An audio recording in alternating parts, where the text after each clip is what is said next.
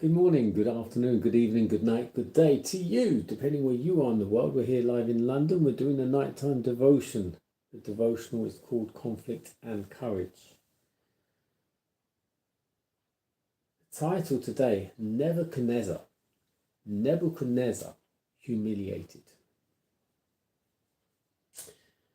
Daniel 4, verse 35, and all the inhabitants of the earth are reputed as nothing.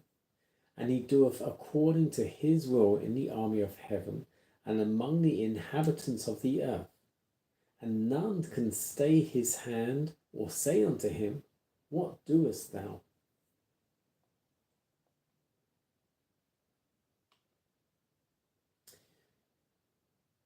The last dream which God gave to Nebuchadnezzar and the experience of the king in connection with it contain lessons of vital importance to all those who are connected with the work of God.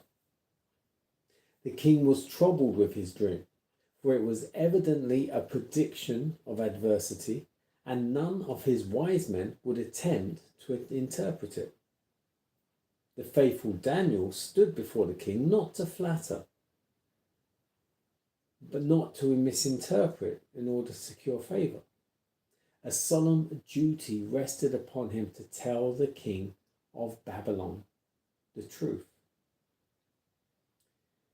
Nebuchadnezzar did not heed the heaven-sent message.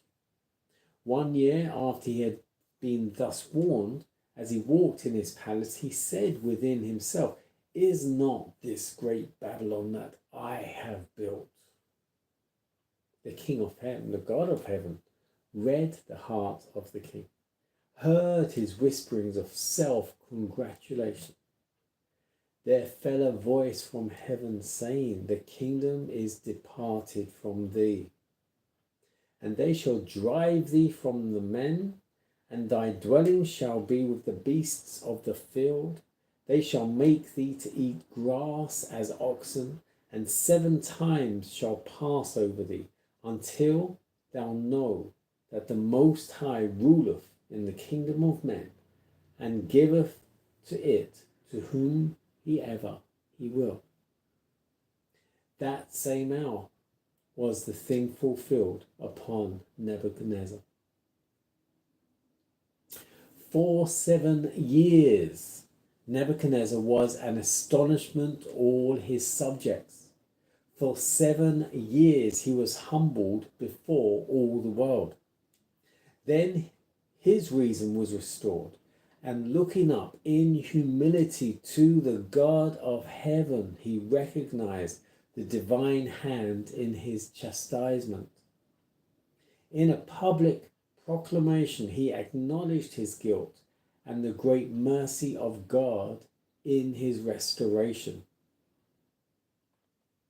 God's purpose that the greatest kingdom in the world should show forth his praise was now fulfilled.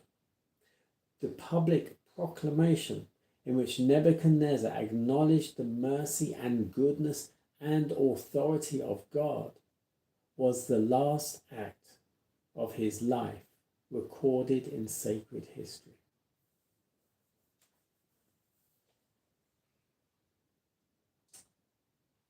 Nebuchadnezzar humiliated. So you need to read the story which is in Daniel, starting from Daniel, book of Daniel, which is all about Nebuchadnezzar initially. Well, it's about Daniel and the 3 Hebrew boys, but also Nebuchadnezzar is a main player in the first few chapters. But in case you haven't read it and you need to read it, Nebuchadnezzar, as it says, gives himself self-congratulation. Isn't this a great empire I have built? All me, me, me, me. I want to be like the Most High. And then God warned him, I'm taking the kingdom away from you. Men will laugh at you.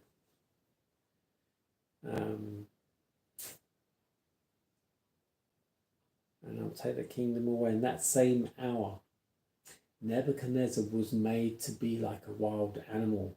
He was put down on all fours, and he was eating grass off the ground, just like an animal, for 7 years. 7 years he was prowling around like an animal on the ground, eating grass and whatever else.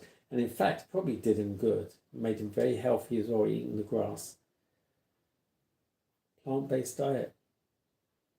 And this is what probably helped him come to his senses as well. Go for a plant-based diet. It will sort your brain out, it will sort your gut out and your body, and you probably become very fit as well, obviously, if you exercise. But this is what happened to Nebuchadnezzar. He was made to be like a wild beast in the field for 7 years until he came to his senses. And then he proclaimed God, the Father, King of all creation, creator of all the heavens and the earth, to be the one true living God.